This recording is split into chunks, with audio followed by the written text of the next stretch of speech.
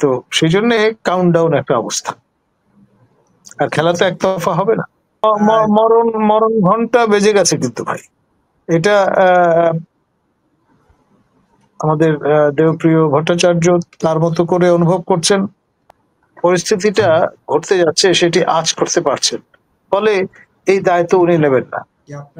আমার ধারণা অগাস্ট অতিক্রম করবে না। একেবারে শেষ একটা প্রশ্ন করি প্রফেসর ডক্টর নাজমুল হাসান কলিমুল্লাহ আপনাকে। প্রফেসর দেবপ্রিয় ভট্টাচার্য বলেছেন যে সরকারের উচিত, ইউনূস সাহেবের উচিত এখন এক্সিট, নিরাপদ এক্সিট খোঁজা। শব্দটা আমি যুক্ত করলাম বোধহয়, নিরাপদ। উনি এক্সিট খোঁজার কথা বলেছেন, যদি আমি শব্দটা একদম অ্যাকুরেট বলতাম আমার ভালো লাগতো। তিনি বলেছেন যে এই এক্সিট নিয়ে ভাববার সময় হয়ে গেছে অন্তর্বর্তী সরকারের। কেন তিনি এত হতাশ নাকি? আপনার এই জুলাই সনদটা হচ্ছে আপনার সেই জীবন কাঠি মরণ কাঠির মতো একটা বিষয়।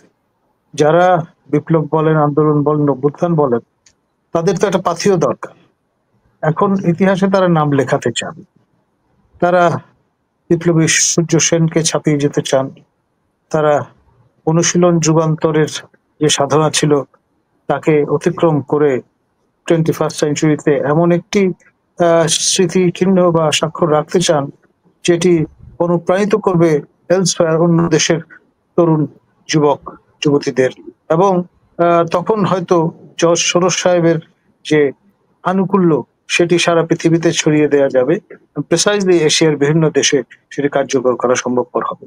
একটা সময় ছিল যখন পৃথিবীটা ছিল ইউরোসেন্ট্রিক, তারপরে এটি হয়েছে নর্থ আটলান্টিক সেন্ট্রিক, এবং বর্তমানে এটি এশিয়া সেন্ট্রিক। সুতরাং এশিয়ায় পুরনো যে মোরলেরা আপনার ঔপনিবেশিক কাঠামো তুলে নিতে বাধ্য হয়েছিলেন, তা নতুন মোড়কে আবার সঞ্চারিত করা যায় কিনা, এবং আমাদের এই অ্যারোগেন্স অফ ইউথকে কাজে লাগিয়ে সেটির একটা আপনার এক্সপেরিমেন্ট গ্রাউন্ড হয়ে দাঁড়িয়েছে আমাদের দক্ষিণ এশিয়া ইন জেনারেল এবং বাংলাদেশ ইন পার্টিকুলার।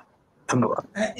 আমার এই প্রশ্নটার উত্তর দেন যে দেবপ্রিয় ভট্টাচার্য বলেছেন সরকারের উচিত এখন, অন্তর্বর্তী সরকারের উচিত এখন এক্সিট খোঁজার, নিরাপদে রাস্তা তৈরি করা, যাওয়ার রাস্তা তৈরি করা। এইটা নিয়ে কি বলবেন? দেখুন, আমাদের বিগত সরকারের সময় দেবপ্রিয় দার সঙ্গে আমার কক্সবাজারে দেখা হয়েছিল। তার দায়িত্ব ছিল বিগত যে সংসদ, সেই সংসদের মাননীয় সংসদ সদস্যদের মেন্টরিং করা, ইন এ ওয়ে আপনার কলকুমের মাধ্যমে জ্ঞান সহভাগিতায় শরিক কর। এখন তিনি তো সেই সময় সক্রিয় ছিলেন, অ্যাক্সেস ছিল তার। এই সরকার ক্ষমতায় আসার পরে তিনিও একটি দায়িত্ব পেয়েছেন, এবং মোটামুটি তাদের মতো করে তারা যা ভূমিকা রাখবার রেখেছেন, দেখেছেন আসলে আম গাছে তো জাম হবে না, এই রিয়েলাইজেশনটা অনেক পরে এসছে আপনার।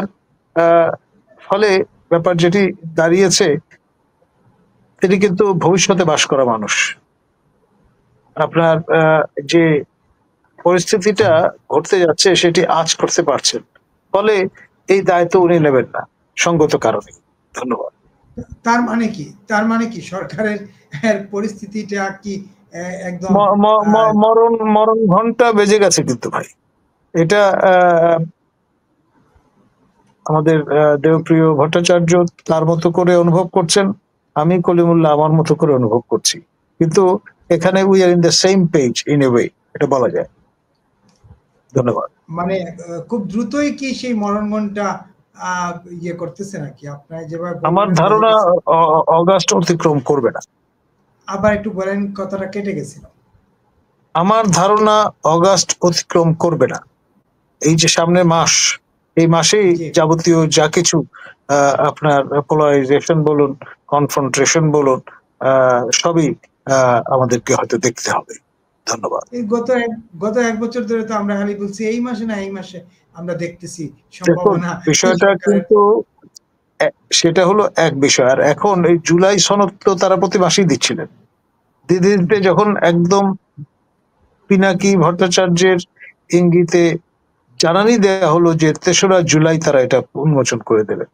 পরে আমরা যখন এটা নিয়ে হইচই শুরু করলাম তখন এটা ঠেলে আবার ৩রা অগাস্টে নিয়ে আসলেন।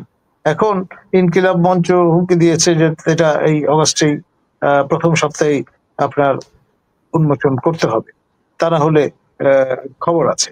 তো এই যে নানামুখী চাপে পড়ে এখন হয়তো চিন্তা করছেন যে না, আপনার বগলের নিচে যে ইটটা আছে সেটা তো বের করে দেখানোটাই বেহেতের। তো সেই জন্য কাউন্টডাউন একটা অবস্থা।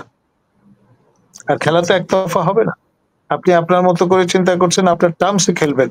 এখন অন্যান্য স্টেক হোল্ডারও তো এখানে আছে, তারা তো আপনার ওই যেটাকে বলে হাত পা গুটিয়ে বসে থাকবে না। ধন্যবাদ। একেবারে অসংখ্য ধন্যবাদ।